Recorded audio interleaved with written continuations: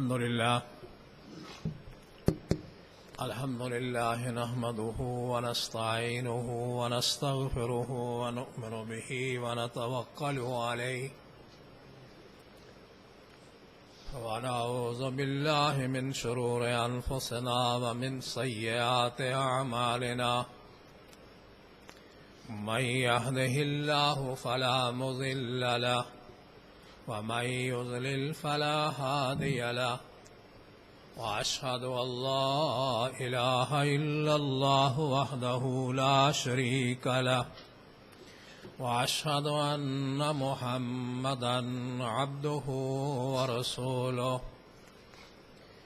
إن الله وملائكته يصلون على النبي يا أيها الذين آمنوا صلوا عليه وسلموا تسليما اللهم صل على محمد وعلى آل محمد كما صليت على إبراهيم وعلى آل إبراهيم إنك حميد مجيد اللهم بارك على محمد وعلى آل محمد كما باركت على إبراهيم وعلى آل إبراهيم إنك حميد مجيد اللهم انفعنا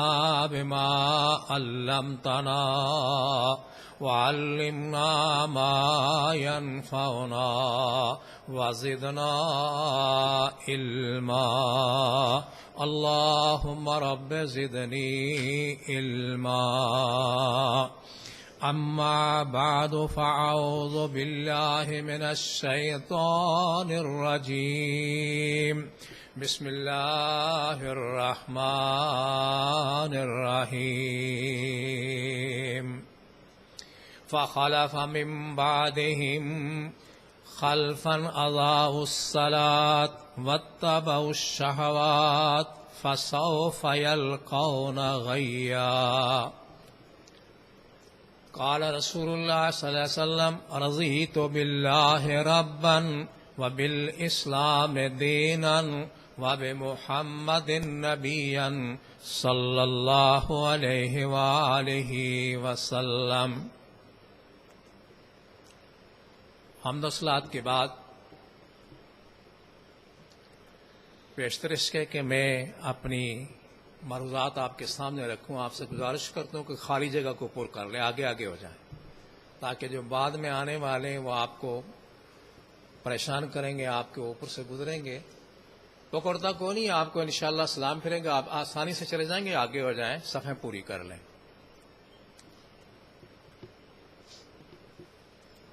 حمد و صلات کے بعد حالات کے تناظر میں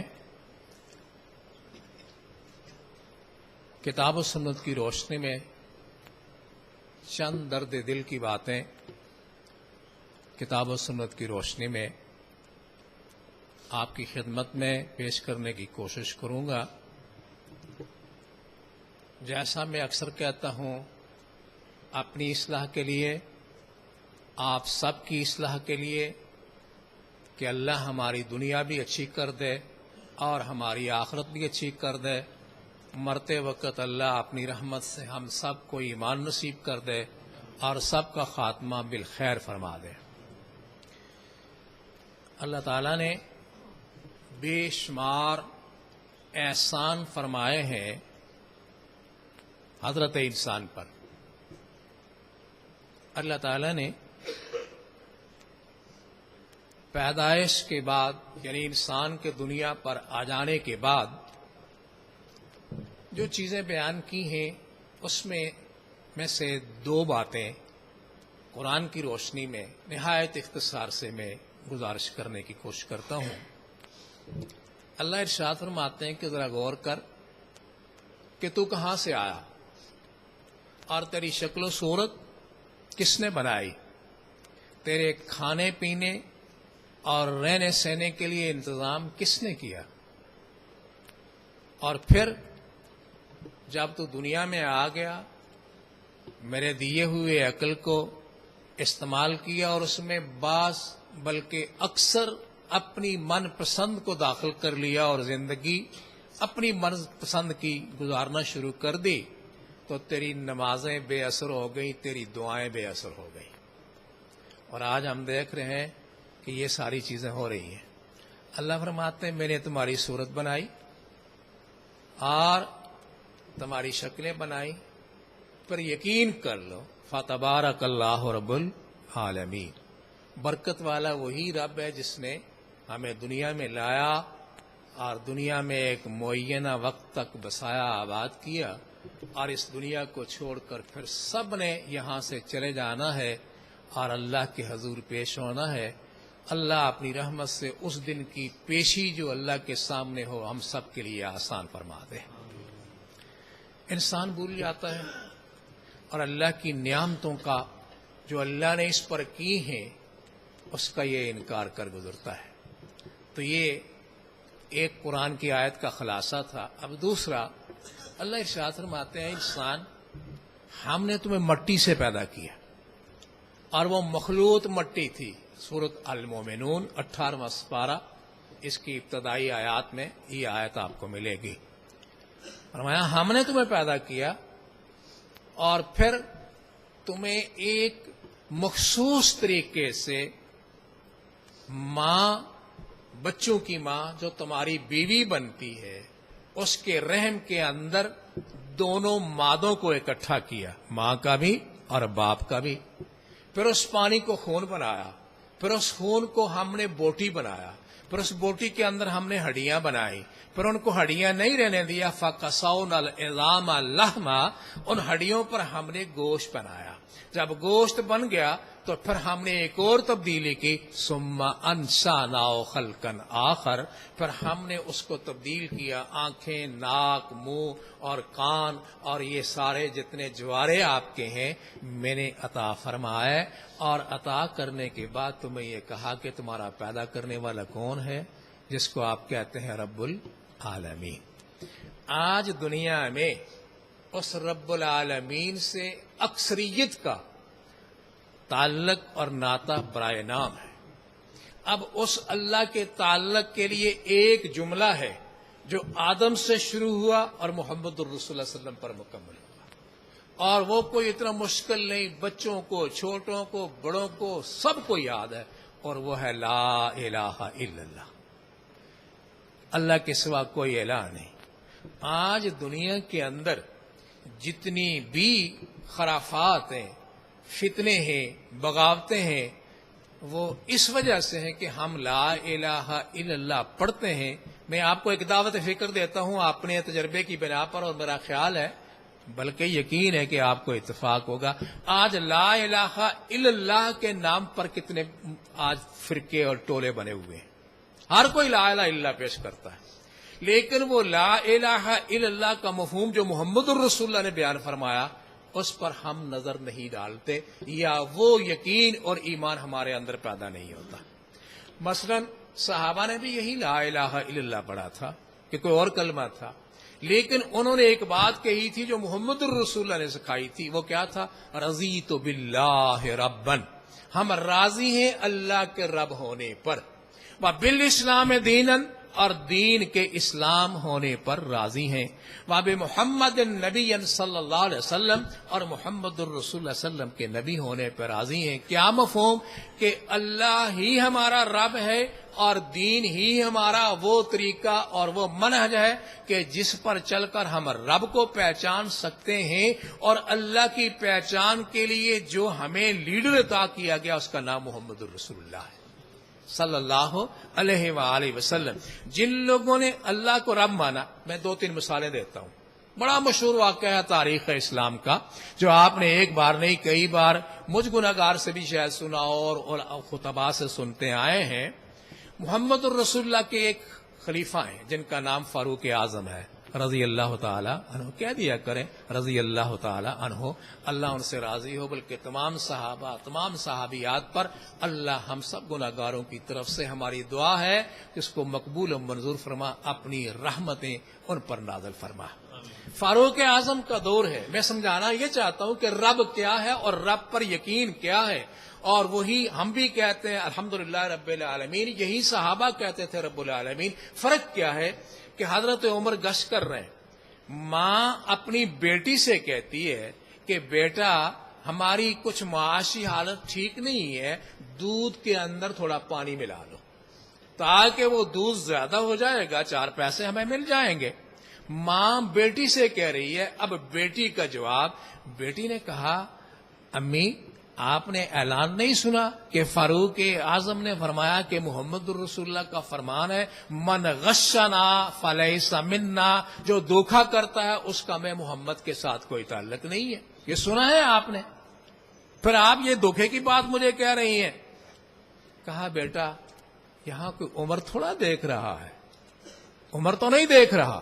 اب اس اثناء میں فاروق اعظم اس دروازے پر پہنچ گئے اور گفتگو سن رہے ہیں ماں بیٹی کی، فاروق اعظم رضی اللہ تعالی عنہ۔ بیٹی نے کہا ماں مان لیا کہ فاروق نہیں دیکھتے، خطاب کا بیٹا عمر ہمیں نہیں دیکھتا، لیکن جس نے ہمیں پیدا کیا وہ رب تو ہمیں دیکھ رہا ہے، کہ جس نے فرمایا کہ اگر مجھے رب مانتے ہو تو کسی کے ساتھ دھوکہ اور فریب نہ کرو، وہ تو دیکھ رہا ہے۔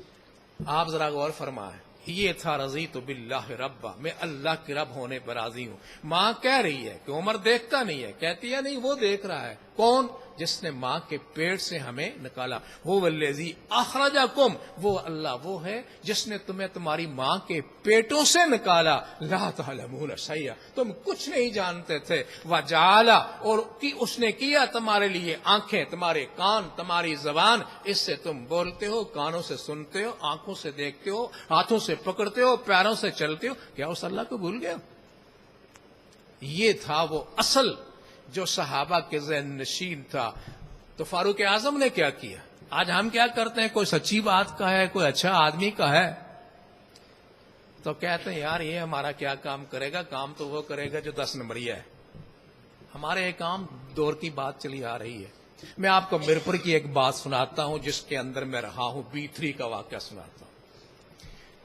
زرگر برادری کے اندر سالار محمد دین تھے جو گلی نام سے بڑے مشہور تھے۔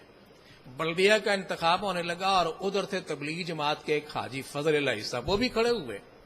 تو جب وہ کمپین شروع ہوئی تو ہمارے سالار صاحب کہنے لگے محمد دین صاحب بھائی کوئی نہیں، ہم ایک ہی جگہ کام کریں گے، ہمیں الگ الگ اپنے سٹیج لگانے کی ضرورت نہیں ہے۔ جب کمپین ہوئی تو محمد دین گلی جو تھے وہ کہنے لگے دیکھو اگر نماز دیکھنی ہے، اسلام دیکھنا ہے، ایمان دیکھنا ہے، تقوی دیکھنا ہے، طہارت دیکھنی ہے تو حاجی فضل اللہ ہم سے کروڑ درجے بہتر ہے، لیکن یہ تمہیں مسجد میں نمازیں پڑھانے کے لیے لے جائے گا، کام تمہارے میں ہی کروں گا۔ اب کیا ہوا؟ اب یہاں میرے عزیز بہت سارے موجود ہیں جو کہ ان کے رشتے سے بھی تعلق رکھتے ہیں، تو لوگوں نے اس نمازی کو ووٹ نہیں دیا، گلی کو ووٹ دیا، محمد دین کو ووٹ دیا کہ ہمارے کام کرائے گا۔ ہمارا رب کا ماننا یہ ہے۔ میں نے وہ پریکٹیکل یا جو میری زندگی میں ایک بات گزری اس کی مثال دی ہے۔ یہ وہ کمزوری ہے جو آج مسلمانوں کے اندر پائی جاتی ہے، ادھر یہ کیفیت ہے۔ اب فاروق اعظم نے کیا کیا؟ اس دروازے پر نشان لگایا اور صبح اس لڑکی کو طلب کر لیا، کہا بیٹا رات کیا بات ہو رہی تھی؟ اب وہ بات دہرائی گئی۔ آپ نے اپنے بیٹے کو بلایا، فرمایا میرے بیٹو اس لڑکی کے ساتھ جو نکاح کرنا چاہتا ہے کھڑا ہو جائے۔ عمر اس لڑکی کو پسند کرتا ہے، نہ برادری کی، نہ رشتہ داری، نہ کوئی تعلق، ایک بات تھی کہ وہ اللہ سے ڈرنے والی تھی۔ آج یہ چیز مفقود ہو گئی مسلمانوں کے اندر۔ آج ہماری سب سے زیادہ جو ہمارے بربادی کا سبب ہے وہ لا الہ الا اللہ پڑھ کر دھوکہ دہی، اللہ کے ساتھ ہم فراڈ کرتے ہیں، اللہ کے ساتھ ہم دھوکہ کرتے ہیں۔ اللہ کی عبادت میں حضرت عثمان رضی اللہ تعالیٰ عنہ کو شہید کیا گیا نہیں کیا گیا؟ مانتے ہیں، ظاہر سب کا ایمان ہے۔ حضرت عثمان کا جب شہید کیا گیا تو صحابی کا نام ہے سلمہ بن اقوا رضی اللہ تعالیٰ عنہ۔ کہنے لگے اب مدینے میں نہیں رہنے کو جی کرتا، اگر عثمان جیسے نیک آدمی کو شہید کر دیا گیا تو باقیوں کا کیا حال؟ छोड़ दिया मदीना और एक पहाड़ पर चले गए, वहां जाकर आबाद हुए, वहीं एक निकाह कर लिया, उनसे औलाद हुई, और मरने से चंद दिन पहले, ये अल्लाह ताला की तकसीम है कि जहां की मट्टी लिखी हुई है कब्र की वहां आ जाता है आदमी, फिर वापस आए मदीने में, चंद दिनों के बाद इंतकाल हो गया। वो फरमाया करते थे कि लोगों जब फितने आ जाएं तो उस वक्त बचने का एक ही तरीका है। आओ मैं आपको मोहम्मद रसूलुल्लाह की एक बात बताता हूं। हम सुनते भी बहुत हैं और हम सुनाते भी बहुत हैं, लेकिन कमजोरी क्या है? ना सुनाने वाला अमल करता है और ना सुनने वाले अमल करते हैं। हजरत मोहम्मद रसूलुल्लाह सल्लल्लाहु अलैहि वसल्लम ने फरमाया, मिशकात की हदीस है, लोगों फितनों से बचना चाहते हो, जब बाजार के अंदर दाखिल हो, हमारा गुजर बाजार में होता है, कहीं हर चीज हमारी खाने की, दूध लेने के लिए जाओ, मैं वो चीनी लेने के लिए चले जाओ, शुगर वगैरह कोई भी चीज, तो बाजार में जाते हो। हमारी घर से निकलते हैं बातें हो रही होती हैं, बाजार में जाते हैं बातें हो रही होती हैं। अगर मैं सही कह रहा हूं तो इस्लाह कीजिए, और अगर आप अमल करते हैं तो दुआ कीजिए, और मैं भी दुआ करता हूं अल्लाह आपको बरकत अता फरमाए। फरमाया घर से निकलो तो पढ़ो बिस्मिल्लाह तवक्कलतु अलल्लाह ला हौला वला कुव्वता इल्ला बिल्लाह। क्या हम पढ़कर निकलते हैं? फरमाया जब आदमी पढ़ता है तो अल्लाह उसको हर शर से महफूज कर देता है, परवाह नहीं होती। इसके बाद दूसरी हदीस है जिसको मिशकात के अंदर साहिब मिशकात लाए हैं। फरमाया लोगों जब तुम बाजार के हिस्से में दाखिल होना शुरू करो तो एक बात पढ़ लिया करो, वही जो ला इलाहा इल्ला से शुरू होती है। हमारा यही है ना, मुसलमान जो होता है, बच्चा जब चलने लगता है या बोलने लगता है तो पहला बोल क्या होता है? ला इलाहा इल्लल्लाह। क्यों होता है? इस पर मैं बात सुना देता हूं, फैसला आप खुद कर लें। पर मैं पढ़ो ला इलाहा इल्लल्लाह वहदहू ला शरीक लहू लहुल मुल्क व लहुल हम्द युहयी व युमीत व हुवा हय्युल ला यमूत जुल जलाल वल इकराम। ऐ लोगो ये पढ़ के निकलो अल्लाह के नाम से तो तुम्हें एक नकद दुनिया के अंदर बेनिफिट मिलेगा। ये बात मेरी नहीं है, बात मोहम्मद रसूलुल्लाह की है। फरमाया 1000 नहीं, 2000 नहीं, फरमाया 10 लाख नेकियां उस पढ़ने वाले मर्द और औरत को अल्लाह अता फरमाएगा। तो ये दुआ पढ़ के निकलता है इसलिए कि इसमें खालिस अल्लाह ताला की तौहीद है, कोई और शिरक की बात नहीं। ला इलाहा इल्लल्लाह वहदहू ला शरीक लहू लहुल मुल्क व लहुल हम्द युहयी व युमीत व हुवा हय्युल ला यमूत। और आगे कुछ अल्फाज भी हैं, वह अला कुल्लि शैइन कदीर। फरमाया जो पढ़ता है अल्लाह ताला उसको 10 लाख नेकियां अता फरमाते हैं, 10 लाख गुनाह माफ फरमाते हैं, 10 लाख दर्जात अल्लाह की रहमत के करीब हो जाता है। कौन करता है? अल्लाह हमें महफूज रखे, अल्लाह ताला हमें इस्लाह की तौफीक अता फरमाए। शिरक अल्लाह ताला को पसंद नहीं है। मेरा ईमान ये है, आपका भी होगा और होना चाहिए, रसूलुल्लाह की हदीस की रोशनी में जो मुसलमान मर्द और औरत गुनाहगार सही, खताकार सही, वो जहन्नम में अपने गुनाहों की सजा भुगतेगा, लेकिन बिल आखिर वो जन्नत में चला जाएगा। लेकिन एक ऐसा होगा जो कलमा भी पढ़ता होगा, नमाजें भी पढ़ता होगा, 2 बीमारियां उसके अंदर होंगी, एक शिरक करता होगा, दूसरा बिदअत का पुजारी होगा। वो उस वक्त भी अल्लाह की रहमत से महरूम रहेगा। क्यों? अल्लाह ताला इस बात को पसंद नहीं करता। मैं एक आम जनरल मिसाल दे के समझाता हूं अपनी इस बात को कि अल्लाह शिरक को पसंद नहीं करता। अल्लाह को बड़ी गैरत आती है, अल्लाह से बड़ा गयूर कोई नहीं, और अल्लाह के बाद उसके पैगंबर मोहम्मद रसूलुल्लाह सल्लल्लाहु अलैहि वसल्लम से बड़ा कोई गैरत वाला नहीं है। ना पैगंबर ने शिरक किया, ना अल्लाह शिरक को पसंद करता है। मैं एक आम जनरल मिसाल देता हूं बात समझाने के लिए। हो सकता है मेरा अंदाज अच्छा ना हो, आपको अच्छा ना लगे, लेकिन बात को अगर आप समझने की कोशिश करेंगे तो आपको इंशाअल्लाह फायदा होगा। हमारे इंग्लैंड आने के लिए यहां से हमारी कोशिश होती है, कोई लड़की हमें बुला ले, हम यहां आ जाएं, सबकी कोशिश है, सारे जो आए हुए हैं। अब वो लड़की कोई तैयार हो जाती है आने वाला, रेड पासपोर्ट के लिए, यहाँ की बरतानिया की स्टे के लिए, सारा कुछ। अब वो लड़की निकाह के लिए तैयार होती है, लेकिन एक शर्त लगाती है। उसने कहा मैं तेरी हूं और तेरे साथ जिंदगी गुजारूंगी, लेकिन इस माहौल में जहां मैं पली हूं, बड़ी हुई हूं, मेरा एक बॉयफ्रेंड है, मेरा एक दोस्त है, उस दोस्त के साथ मेरे बड़े पुराने तल्लुकात हैं, بیوی میں تیری ہوگی، اسٹے تیرا میں کراؤں گی، لیکن مہینے میں ایک کا دن یا ایک کا رات مجھے تو اس بات کی اجازت دے گا کہ میں اس کے ساتھ گزاروں. تو وہ کیا کرے گا؟ کیا وہ برداشت کرتا ہے؟ کوئی اجازت دیتا ہے؟ وہ اجازت نہیں دے گا. اس نے یہ ہو سکتا ہے کہ وہ رشتہ کرنا چھوڑ دے کہ میں تجھے میری غیرت برداشت نہیں کرتی. تو یارو، خدا کے ساتھ آپ نے کئی رب بنائے ہوئے ہیں اور ان کے آستانوں پر جا کر جھکتے جگاتے ہو. کیا خدا کو اتنی غیرت نہیں؟ اللہ تعالیٰ بڑا غیور ہے. اللہ فرماتے ہیں قریب ہے کہ آسمان پھٹ جائے اور جو لوگ شرک کرتے ہیں ان کو تیس نیس کر دیا جائے، لیکن میرا ایک ایسا درجہ ہے، ان رحمتی واسعت غضبی، میری رحمت میرے غصے کو ڈھانپ لیتی ہے، وگرنہ تمہارے کرتوت تو بہت برے ہیں. اللہ تعالیٰ سے دعا ہے اللہ ہمیں اصلاح کی توفیق عطا فرمائے. شرک کسی صورت میں معاف نہیں. اگر رب کو رب مانا ہے تو اس طرح ماننا ہے جس طرح صحابہ اکرام رضوان اللہ تعالی علیہم اجمعین نے مانا ہے. آج ہمارے ماحول میں مولانا صادق سیالکوٹی مرحوم رحمت اللہ علیہ یاد آئے. انہوں نے ایک کتاب لکھی تھی عالم عقبہ، آپ کی لائبریری میں موجود ہے، اللہ پڑھنے کی توفیق عطا فرمائے. اس میں انہوں نے ایک واقعہ نقل کیا تھا، وہ آپ کو سنانا چاہتا ہوں. کہتے ہیں انگریز کا دور تھا، ملک تقسیم نہیں ہوا تھا. لاہور سے ایک عورت چلی جو زیور سے آراستہ پاراستہ تھی، بڑی خوش پوشاک تھی، اور بمبے اس کو جانا تھا، گئی اور وہ آرام سے گھوم پھر کے واپس آ گئی. نہ کسی نے اس کو چھیڑا، نہ کسی نے اس کا وہ زیور اتارا.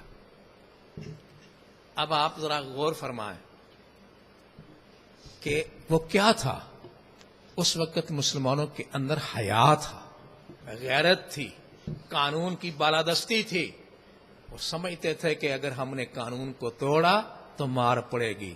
اس کے برعکس وہ اسی واقعے کے اندر نقل کرتے ہیں کہ میں نے دیکھا کہ ایک ہمارے بزرگ جمعے کی نماز کی ادائیگی کے لیے گئے اور واپس آئے تو رومال سے منہ سر لپیٹا ہوا اور بھاگے بھاگے جا رہے ہیں اور ہاتھ میں کچھ لیا ہوا ہے. تو ہم نے پوچھا بزرگوں کیا بات ہے، آپ کے سانس پھولے میں بھاگ رہے ہو؟ کہا یار میری بیٹی کی شادی ہونے والی ہے، زرگر کی دکان سے کچھ زیور لے کے آیا ہوں. سنا ہے کہ یہاں آج کل کے لٹیرے کلو فارم سنگا کر کے بے ہوش کر دیتے ہیں اور سامان لوٹ کے لے جاتے ہیں، اور مجھے ڈر لگ رہا ہے کہ اگر یہ لٹ گیا تو میں کیا کروں گا، اس لیے میں نے اپنے منہ کو ڈھانپا ہوا ہے. کیا یہ مثالیں آج آپ کے معاشرے میں نہیں ہیں؟ اگر ہیں تو کیوں ہیں؟ فرمایا فخلف من بعدہم خلف اضاعوا الصلاۃ. لوگوں، اچھے لوگوں کے بعد ایسے تم جان نشین بنے ہو جنہوں نے نمازوں کو برباد کر دیا. نماز کی وہ روح جو ملنی چاہیے وہ ہمیں نہیں ملتی. کیوں؟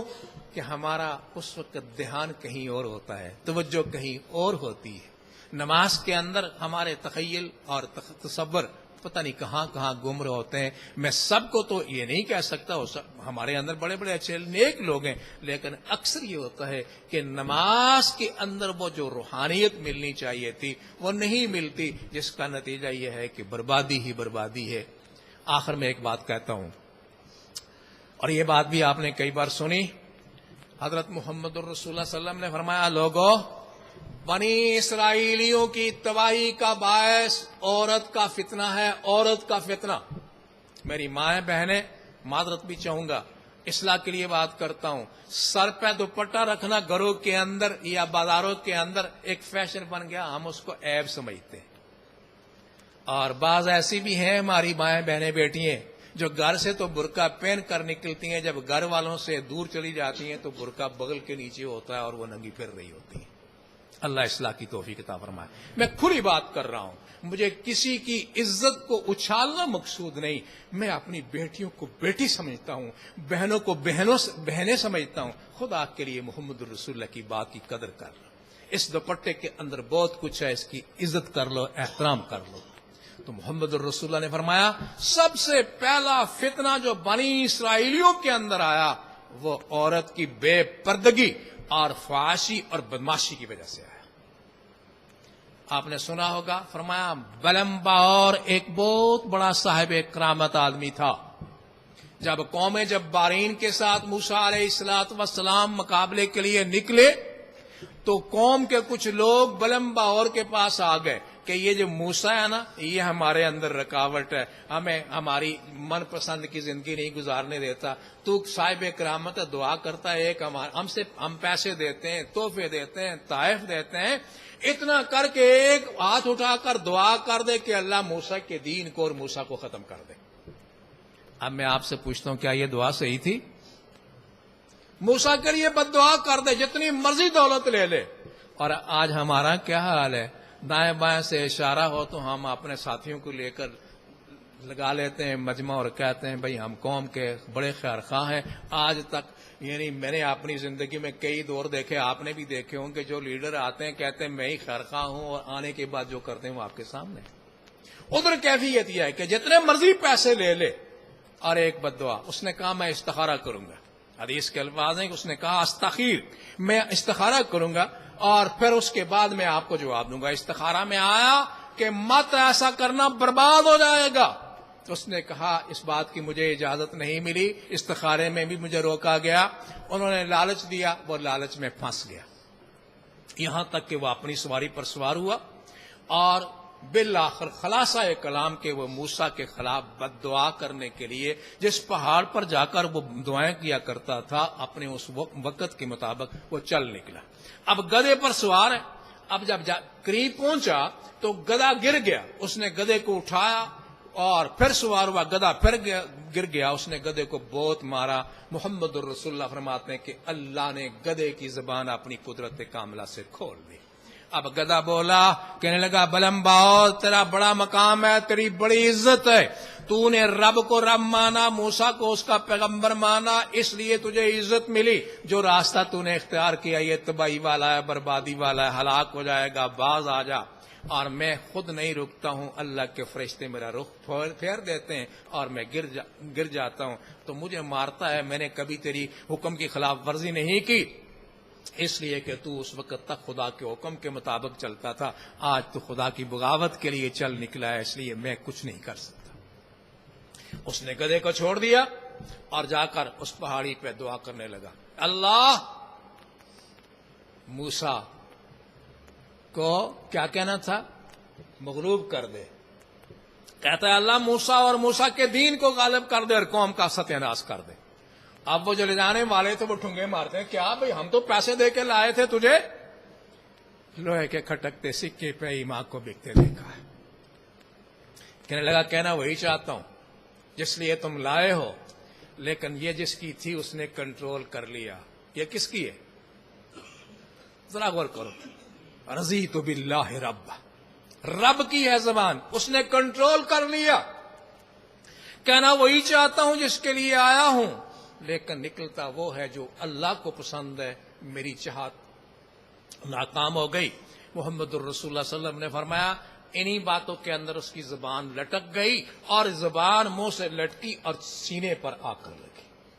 جس طرح کتا اپنی زبان نکال کر ہانپتا ہے، اس طرح اس نے ہانپنا شروع کر دیا۔ کہنے لگا ایک نسخہ بتاتا ہوں، میں تو گیا، میرا دین بھی گیا، میری ساری باتیں گئی، ایک نسخہ بتاتا ہوں کہ جہاں لشکر ہے بنی اسرائیلیوں کا، موسیٰ علیہ السلام کے حواریوں کا، اپنی عورتوں کو جو اچھی حسین ہوں ان کا میک اپ کرا کے ان میں داخل کر دو، اور ان کو ہدایت کرو کہ اگر کوئی بھی آدمی آپ کو اپنی خواہش کے لیے بلاتا ہے تو وہ اس کی گود میں لیٹ جائے۔ اگر ایک آدمی بھی زنا کا مرتکب ہو گیا تو تم غالب آ جاؤ گے۔ یہ نسخہ بتایا بلم باور نے اپنی قوم۔ اب چنانچہ ایک عورت تھی، غالباً کسی نام تھا اس کا، جو اس وقت کی بڑی حسینہ تھی۔ ایک بڑا آدمی جب اس کے خیمے کے پاس سے گزرنے لگی، اس کے حسن پہ فریفتہ ہو گیا، اس نے پکڑا اور خیمے میں لے آیا، اس نے بدکاری شروع کر دی۔ وہ اللہ کی رحمت، وہ اللہ کی نصرت دور ہو گئی، اور 70,000 حدیث کی روشنی میں 70,000 موسیٰ علیہ السلام کا حواری مر گیا، شہید کر دیا گیا، مار دیا گیا اس گناہ کی نحوست کی وجہ سے۔ اب حضرت ہارون کا ایک بیٹا تھا، موسیٰ کا بھتیجا تھا، وہ بڑا پریشان ہوا، کہنے لگا کہ یہ کیا ہوا، ہم تو بڑے عزت والے تھے، اللہ تو ہماری دعا سنتا تھا، اللہ کی طرف سے نصرت آتی تھی۔ اس کو احساس ہوا یا بتایا گیا کہ کہیں یہ جو حسینائیں پھر رہی ہیں کسی حسینہ کا کوئی شکار نہ ہو گیا ہو. اب تلاشی شروع کی تو خیمے میں قابل اعتراض حالت میں ایک آدمی کو پایا, دونوں کو قتل کر دیا اور باہر نکل کر سجدے میں گر کر دعا کرتا ہے, بار الہ ایک آدمی کے گناہ کی وجہ سے ہمیں برباد نہ کر. پھر اللہ تعالیٰ نے ان کو فتح عطا فرمائی. میں نے شارٹ کٹ یہ واقعہ نقل کیا آپ کے سامنے. ایک آدمی کے گناہ کی وجہ سے 70,000 مارا گیا. اب پاکستان میں دیکھ لیں کیا ہو رہا ہے. آج صبح کی نیوز تھی, یہ جو دھرنا مار کے بیٹھنے والے ہیں ان میں کچھ عورتوں نے شکوہ کیا کہ ہمارے ساتھ چھیڑخانی شروع ہو گئی.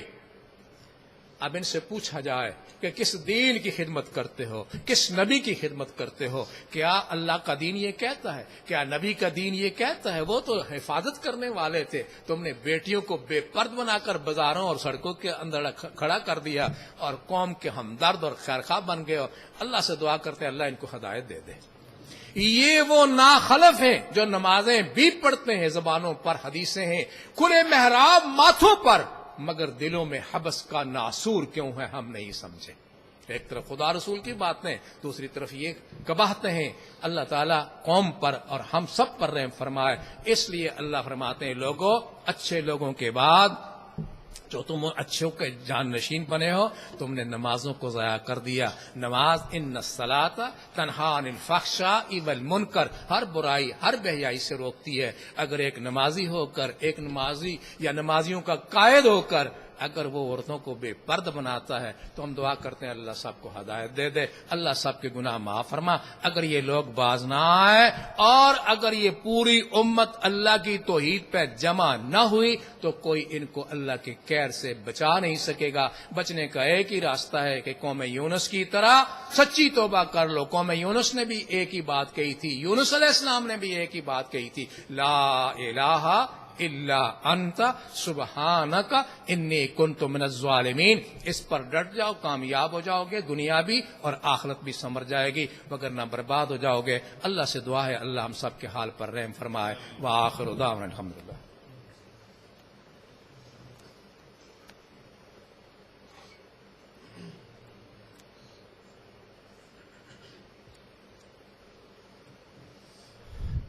ان الحمدللہ والصلاة والسلام علی رسول اللہ صلی اللہ علیہ وآلہ وسلم.